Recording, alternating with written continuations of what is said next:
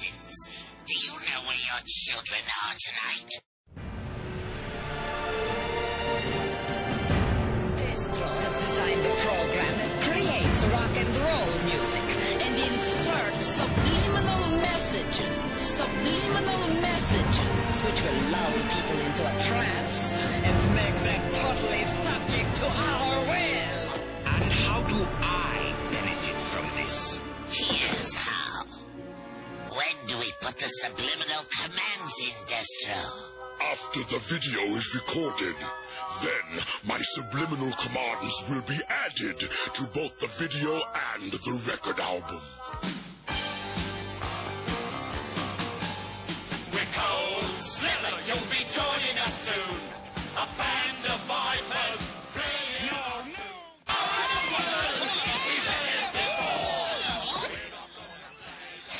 How can I grade these papers with that awful music going on? It's time for class. Where are those kids? Gone? Don't miss their concert tonight at the Sports Arena. Cold Slither. Tonight. We better get going.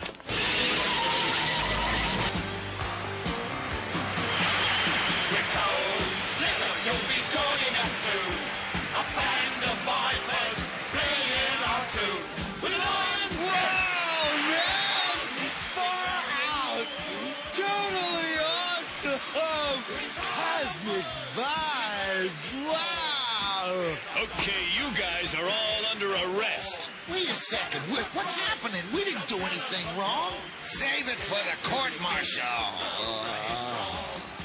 Hey, why don't we stay and listen to the music? It's totally awesome. Yeah, let's get mellow. Wow.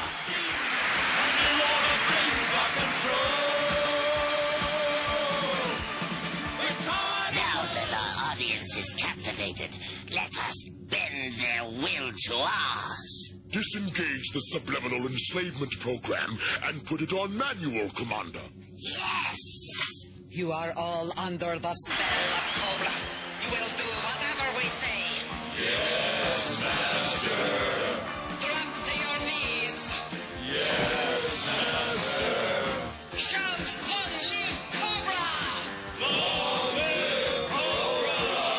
Scrape the floor! Yes, Master. Now say, all hail Destro and the Baroness! Stop this foolishness. We have them where we want them. The MP should be back by now. Where are they? Relax, Duke. They've got a big crowd to look through. Greetings, citizens. Do you know where your children are tonight? I do. Long live Cobra! Cold Slither forever! Cold Slither forever! They are with me. They are with me. And they will stay with me until you pay me the sum of $100 billion. I was the manager of Zodiac Productions, which Zodiac Productions' name's been changed since then. I'm not even sure what they call it now, but it's the largest music conglomerate in the world. It owns RCA Records, Columbia Records, Motown Records, owns almost all the concert booking agencies in the United States. And that's not even the name of the company that owns it. The name of the company that owns it is Brenner Enterprises, and Brenner Enterprises is owned by Chase Manhattan. Chase Manhattan's owned by Standard Oil, and Standard Oil's owned by the Lords of London. You can track it all back. You kind of get the idea after a while. But I was the managing president of Zodiac Productions. So one of my jobs is being one of these 13 people. Thus, I got to know many of the people who produce music and sing the music and play the music that you play. Now, one of the closest friends that I got during that time that I obtained was a man named David Crosby. Crosby, Still, Nash & Young. I saw David the day before Christmas last year, talked with him. I got him away from this witch that he had with him. He told her to go shopping. We were in West Hollywood, and I was witnessing around the people I knew. We went off in the store, and we started talking. I said, David, I'd like to ask you a couple questions. I said, I already know the answers, but I've been gone for 5 years. I'd like to know if certain things are still the way they were when I left. I said, now I'll have to explain some of this when I'm done, because you're not going to understand it all unless you know something about music. I said, do they still take the master to the temple room? Dave said, yeah. I said, do they still have the Coven conjure demons into the master? He said, of course. I said, now, I got to know something. What's the main reason for rock music? He said, come on, Lance, you know what the reason is. I said, please, David, I don't want to guess.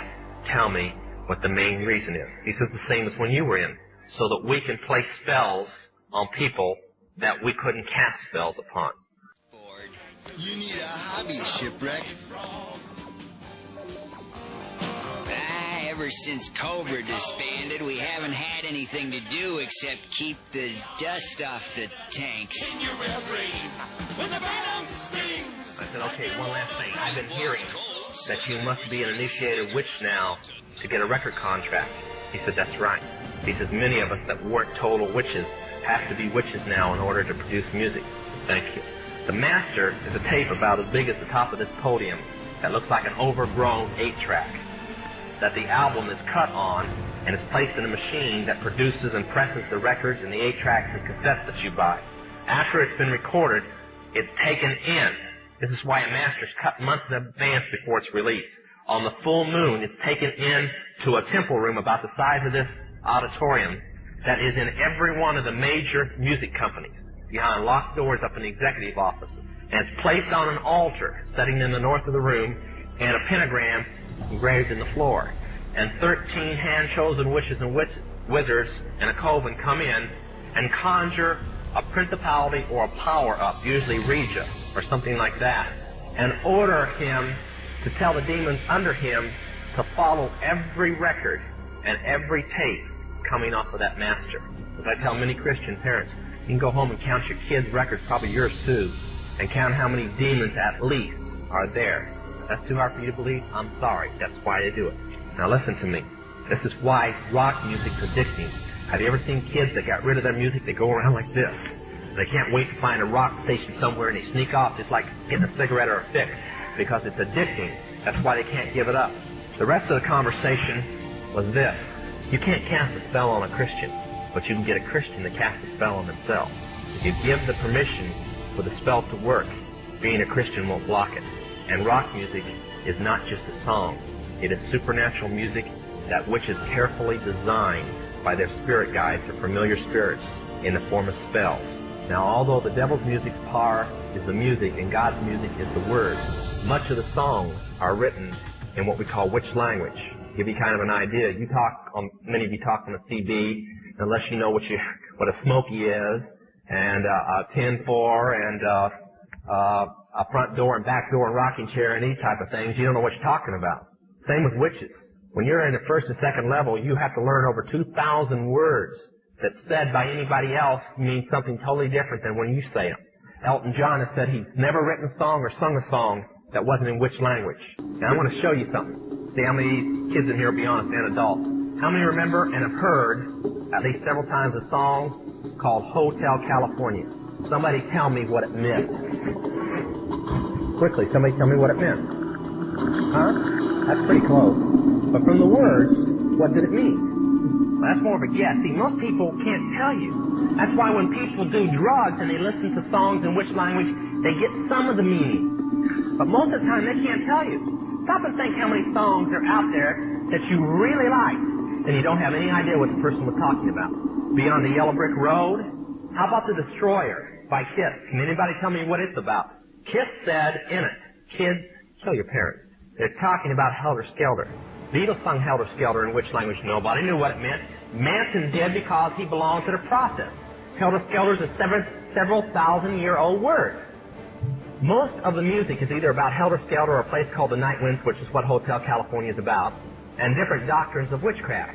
You listen to them, your parents let you listen to them, and they have no idea. Kiss openly bragged how they were gaining control of people through their music because the people played their music. They told how they didn't form their own group. Their church, because they were ordained ministers of the Satanist church, placed them together. And that's how most of the music is done.